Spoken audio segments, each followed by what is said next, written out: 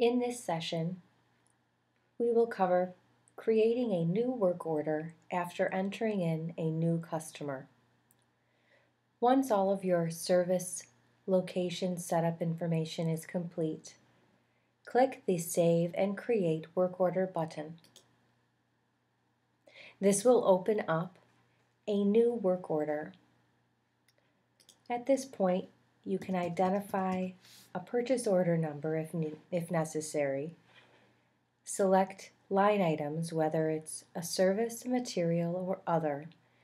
In Service, a drop-down menu that you define in your settings will appear. You will also be able to change the quantity of the service, the unit price, and select whether this service is taxable. You may add additional line items, select prices, and again, enter in whether this item is taxable or not.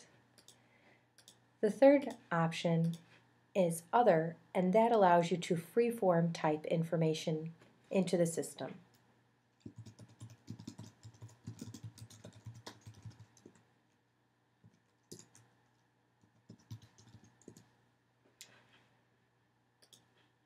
If this service receives a discount, you may enter that discount in here.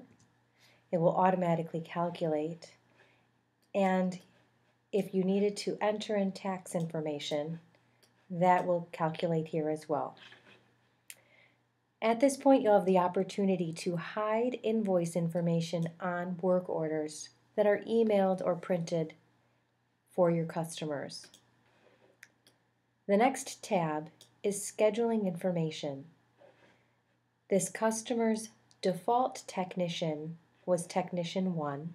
However, you will be able to change the technician at this point. The technician you choose in this screen will populate the miniature calendar here on your right. Notice as I change the technician, the calendar changes. The frequency can be defined as a one-time, a daily appointment, a weekly, monthly, quarterly, semi-annual, seasonal, and yearly. I'll begin by showing quarterly appointments. When you select quarterly appointments, if you choose the option of selecting days, you will default to a specific date of each month. Most frequently, the every weekday option is selected. This is where you may define whether it is the first, second, third, fourth, or last date of the month. We'll start by selecting the first Wednesday of every month within the quarter, and you'll be able to select whether this recurring instance never ends, ends after a fixed number of visits, or after a specific date. We'll select Never for that selection, and the schedule date. Now the schedule date is actually mirrors the recurring date. Since we selected the first Wednesday on the schedule date, I too selected the first Wednesday. If this appointment will be generated but not put on the calendar for a specific time but in a work pool, you would select Unspecified Time. That allows you the flexibility to schedule this appointment to your calendar at a later date. By selecting a specific time window, that will allow all future appointments to have a specific set time, which can be changed either through the dynamic calendar or within the customer record. If this appointment is automatically confirmed, you may enter that here at this point and it will confirm all future appointments, or if you leave this confirmed off, you can then remind yourself through lists and reports to confirm each appointment as they appear on the calendar.